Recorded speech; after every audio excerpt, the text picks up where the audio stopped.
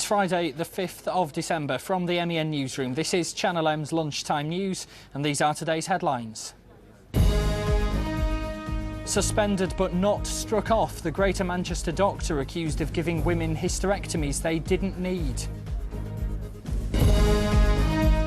Also this lunchtime, leading the way, Manchester gets to try a new breast cancer screening programme. We're going to collect information from a questionnaire and also look at their mammogram to see if there are features of risk on that, and in a small subset look at DNA from those women. Plus, a new idea on recycling, the council handing out cupboard-top composting bins. We've given residents a kitchen caddy, some compostable liners which go inside the kitchen caddy, and residents can put any type of food waste in there, so any fruit and vegetable peelings.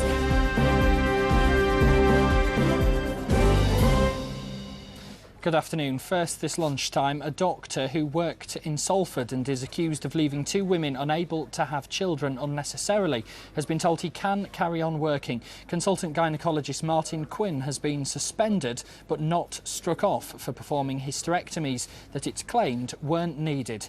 Ben Bland has our top story. Dr Martin Quinn treated around 600 patients while he worked here at Salford's Hope Hospital, now known as Salford Royal.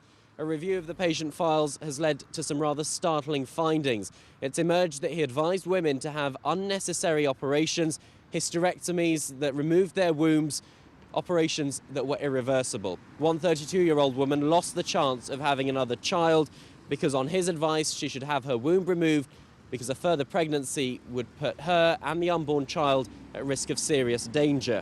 The woman, who didn't want to be named, said she trusted him but was later told by another doctor that the operation was not needed. She said she felt shocked and felt that he'd taken her fertility and stopped her from having another baby. The doctor's watchdog, the General Medical Council, has ruled that Dr Quinn had failed to act in the best interests of his patient and was guilty of misconduct. Dr Quinn denied the charges, but the disciplinary panel found that by carrying out those operations he'd allowed his research interests to intrude unacceptably into the medical care of his patients. Dr Quinn had been a doctor for 25 years. He'd worked here in Salford since 2002, but hospital bosses suspended him in April 2005, though he did continue to work at a hospital in London, albeit with supervision whenever he was with a patient. One of his former patients has said that she's bewildered that the General Medical Council has only suspended him for 6 months, after which he'll be allowed to return to work and carry on as a gynaecologist. She said the decision had shattered her confidence in the medical profession. A second update's been given on the number of votes received in the congestion charge referendum so far. There's just a week to go now until the results are announced. So far, almost a third of papers have been sent back. The exact figure is 31%. The best response has come from Tameside, where 37% of voters have taken part. The lowest turnout in Manchester, where only 23% of papers have been received so far. The deadline for getting them in is 10 p.m. next Thursday night. This time next week, we'll be on air with a specially extended lunchtime news from 11:30. We'll have all the build-up, the announcement live as it happens, and then full reaction from across Greater Manchester. Gordon Brown says he'll be speaking to banks to put more pressure on them to pass on yesterday's cut in interest rates. The Bank of England reduced them by 1% to 2%, putting them at their lowest level for more than 50 years. So far, only a handful have confirmed they'll be making borrowing cheaper for customers. Manchester has been chosen to lead the way with a new breast cancer screening programme. It targets specific women and it's hoped it could increase the number whose cancer is being caught early. Beverly Walkden's been to Wythenshawe Hospital. Well, breast cancer has been given a huge boost in the form of a £1.6 million funding from the government, which will allow a professor here to look for cancer even before it begins. How will this work? Well, what we're going to do is, when women join the national screening programme, aged 47 to 50, we're going to collect information from a questionnaire and also look at their mammogram to see if there are features of risk on that, and in a small subset look at DNA from those women. And this will be able to allow us to categorise women into higher risks and lower risks, so that we can then tailor the way screening is done. So mammography is done more frequently in those at higher risk, maybe possibly less frequently in those who are at very low risk. Great. So this really is a pioneering scheme. You're a woman in your 50s. How do you feel about being tested for cancer, even though probably there's no chance you've got it? I'm more than happy to be tested for anything that will not make me die of cancer. Obviously, I don't want to get any sort of cancer at all, if I could help it, but anything that would help me. I know nowadays that if you're diagnosed early, especially in breast cancer, you're very likely to have a normal lifetime survival, and so I would do anything actually to not get breast cancer and have it diagnosed early. So. Do you understand women who wouldn't want to know about their susceptibility to breast cancer? And I do in a way, of course, but I sometimes feel that people who are very scared of it, maybe if they had more knowledge and more background information about how good treatment is nowadays and how it would be better to have it, quite frankly, then they wouldn't feel that way. Absolutely. Sorry, is that not any good? Well, the advice, as always, is if you are worried about breast cancer, then do seek advice early. Back to the studio. Thanks, Bev. More than 100 staff who will be working at a new Tesco here in Greater Manchester from the new year have graduated from a special training programme. They'll be working at the branch in Cheetham Hill, and many have been on the unemployed list for an extended amount of time. Today's a really exciting day for Tesco and the new team of people that have just joined us in our new store in Cheetham Hill that will open in January. We've reserved half the jobs for long-term unemployed people from the local area who've been on a training course for 8 weeks, and today they've graduated and they're joining to work in the store. There are calls for an independent review of what contact social services had with Shannon Matthews before her disappearance back in February. The MP for Dewsbury in West Yorkshire, where the schoolgirl lived, says it's needed to make sure any lessons are learnt from the case. Shannon's mum, Karen, and Michael Donovan, the uncle of her former partner, have been told to expect substantial jail sentences for kidnapping and falsely imprisoning the 9-year-old. The M62 heading from Manchester towards Yorkshire had to be closed overnight because of bad weather. Police were warning before the rush hour it was still only passable with care. Freezing temperatures also closed some local routes in Oldham, Rochdale, Haywood and Stockport. Banking giant Halifax is facing allegations of contempt of court after claims debt collectors harassed a terminally ill man and his family. Kevin Duffy's at court. Yes, thanks, James. The Halifax Bank are facing an allegation of contempt of court after debt collectors acting for the company allegedly breached an injunction which ordered them to stay away from one of the bank's customers who owes money. David Lloyd and his wife Annette, who live in Sale, say that they were contacted by telephone more than 700 times. Now, Mr. Lloyd is terminally ill with cancer, and he says that this information was given to the bank and that an injunction was subsequently granted to the effect that he would no longer be contacted by the debt collectors. It's claimed that this injunction was breached. Now, the hearing hasn't yet gone underway, but we will be bringing you more as the day goes on. Back to you. Time now to take a look at the weekend sporting action. Here's Sam Goodman. Thank you, James. Well, the Manchester City striker Daniel Sturridge has told the club's owners to save their money in January, as he feels he can be the one to bring the team goals. Sturridge has started 8 games for the Blues and has scored 4 times. City have been linked with a lot of players, but manager Mark Hughes is trying to distance himself from all the speculation. The problem we're in at the moment is obviously there's a lot of people out there who are trying to jump into the middle of deals. They're trying to manufacture themselves, and they're just making assumptions on players that we're supposedly be interested in or whatever. So they're just trying to cover all bases. What I've tried to say this evening to more of your colleagues is basically, listen, if we are going into the market, we'll deal with the clubs directly. We don't need intermediaries or anybody jumping in the middle trying to make a profit out of any business that we're going to do. We can do any business that we like on our own, thank you very much. We don't need any help from anybody. So that's our message. I mean, unfortunately, we're a month away from the window opening. It's going to get worse before it gets better. Then we have to understand that. So I think as long as we do understand that, then stories that came out today will be just taken with a pinch of salt that they deserve. Into this weekend's fixtures, and Wigan's manager Steve Bruce is hoping for more luck of the trip to Arsenal. We've been unlucky. We've been unlucky at Newcastle, unlucky at Liverpool, unlucky against Middlesbrough, unlucky against Sunderland. So we deserve a little bit of luck. We rode it last week against West Brom's, and let's hope we can build on it. We've had a great November. We needed to after a difficult October, so a new month. Let's hope we can start off by playing well at Arsenal. Against the top teams, we're under no illusion that we have to play above our game. They're a fantastic team, fantastic individual players. But if you've got your worth of your weight salted, if you want to, these are the games you want to play in. You know, you want to play the Emirates against Arsenal and pit yourself against the best players. In the other games, Manchester United are at home to managerless Sunderland in the late game tomorrow. Former United coach Ricky Sabragia will be in charge of the Black Cats. If the Reds win, it will be Sir Alex Ferguson's 500th top-flight victory as manager of United. Bolton host Chelsea, who haven't won in 2 games. The Whites won their last 2, including a 4-1 away win at Sunderland last week. And we'll have more team news. We'll hear from Sir Alex, and there'll be a full fixtures roundup in this evening's news. In rugby, Rory Lamont and captain Juan Martin Fernandez-Lobe look ahead at this evening's game in the Heineken Cup against Montauban.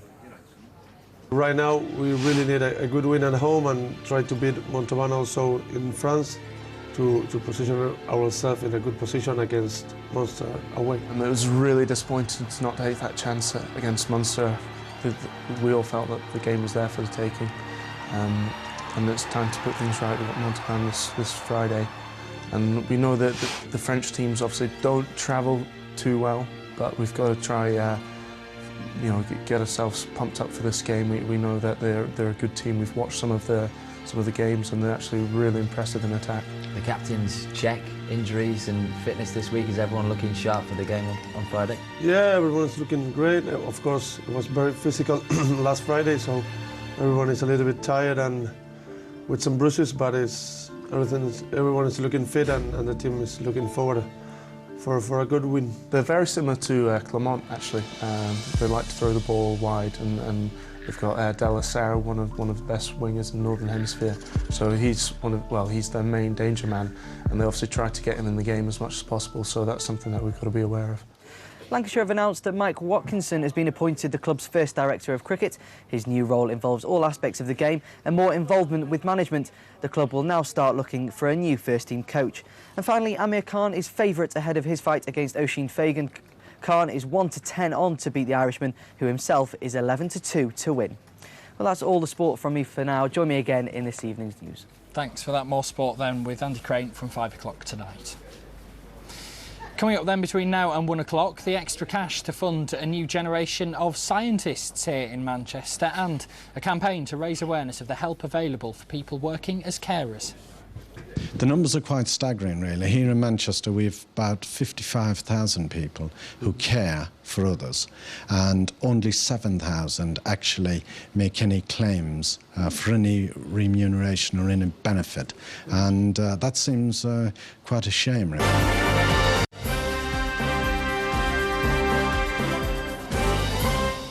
Welcome back. This is the Lunchtime News here on Channel M. You can find us here every weekday between 12 and 1. And don't forget, our reports are always online as well at channelm.co.uk. Log on now to see why Bolton's 7 Dwarves have had to get new names. And you can also check out all the entries so far in our Christmas choir competition. That's at channelm.co.uk. Manchester University has been given £20 million to put into training the scientists of the future. It's part of a nationwide plan costing £250 million to increase the number of PhD students over the next 5 years to make sure we've got enough people to tackle some of the biggest problems the country's facing.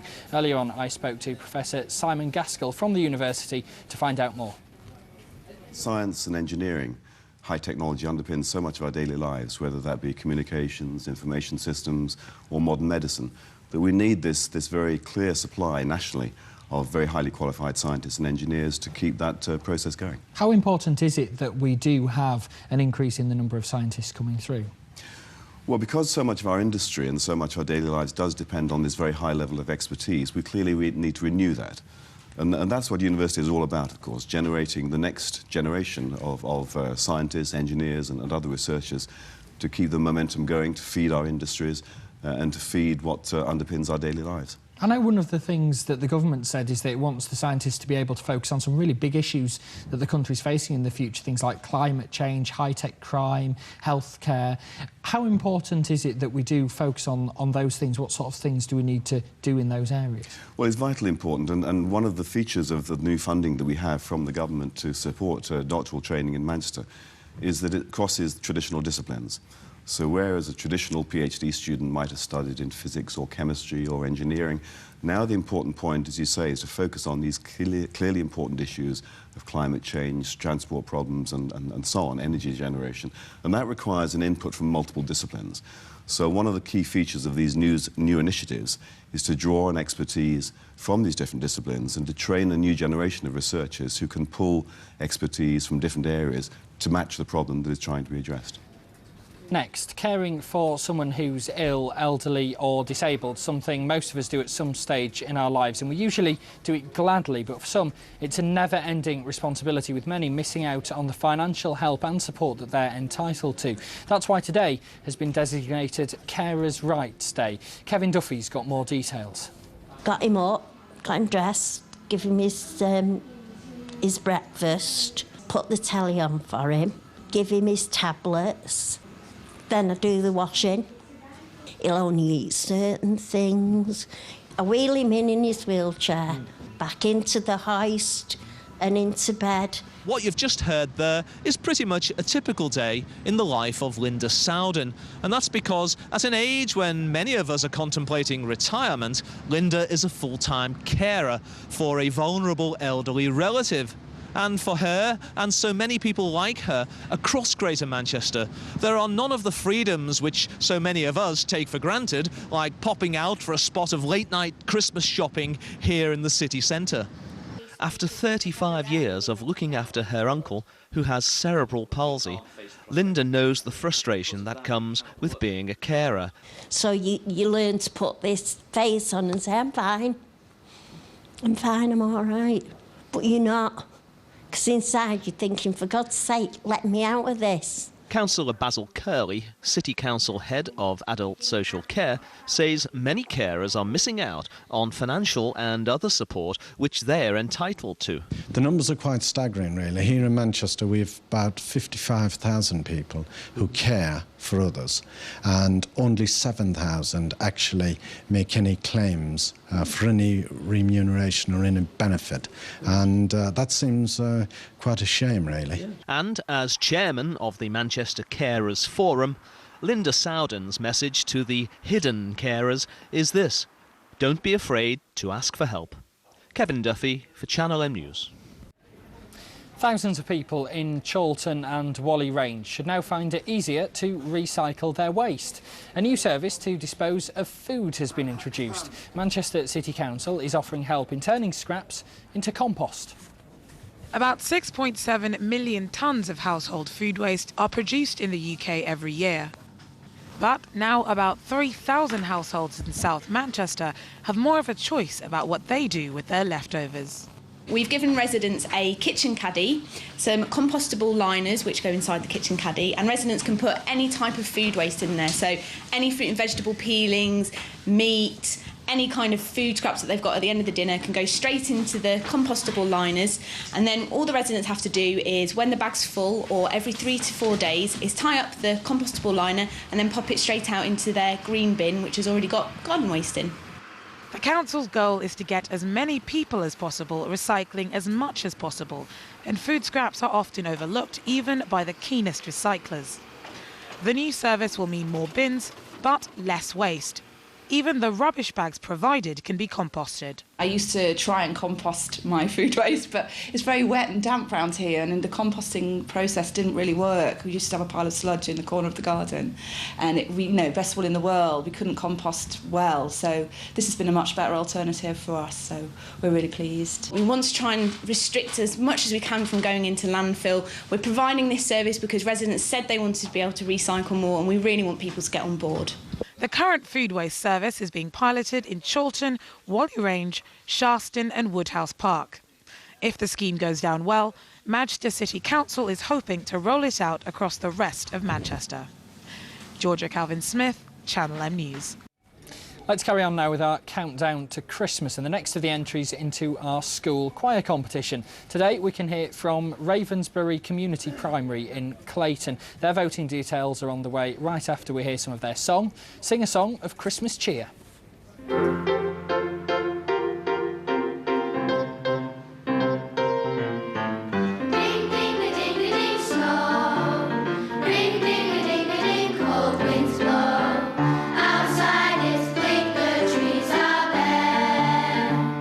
Ravensbury Community Primary School is one of the best schools in Manchester. The things that make it the best school and one of the best schools in Manchester is that it provides all the needs for the pupils.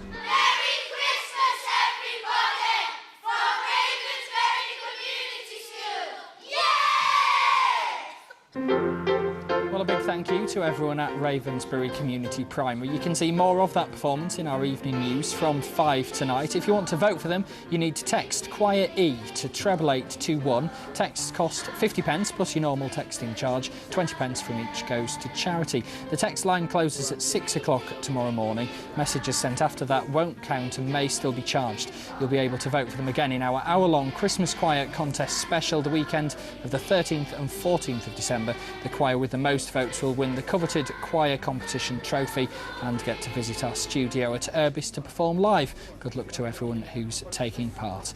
Right, let's see if the weather's going to warm up at all through the weekend. Nikki Dean has the details.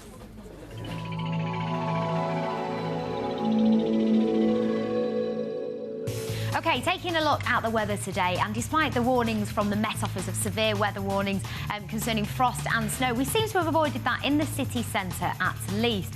Although, don't forget your thermal vest and your woolly socks because it is quite cold. You can see there highs of around 6 and 7 around Greater Manchester. But don't be fooled because there is a chill in the air, and don't forget your brolly as well. As you can see, plenty of rain clouds there. We've had a bit of drizzle already this morning. We'll have short bursts of that throughout the day. It's not going to rain continuously, but don't forget to pack that brolly if you haven't yet headed out. Looking ahead to the early afternoon and into this evening, as you can see there, rain still present, not going to be too heavy, but a little bit of drizzle, making it once again quite a miserable day. But for this time of year, temperatures not too bad. Taking a look at the next couple of days there, as you can see, I'm sorry, yet more rain. Sorry to be the bearer of bad news. Lows of 0 degrees, so perhaps we will get some frost a little bit later on. Highs on Sunday of 9.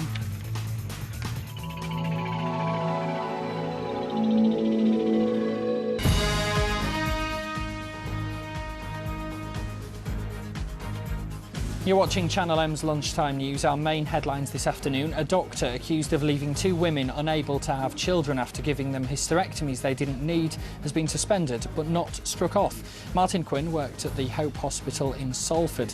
He's been found guilty of misconduct by the General Medical Council but will be allowed to carry on after 6 months off work.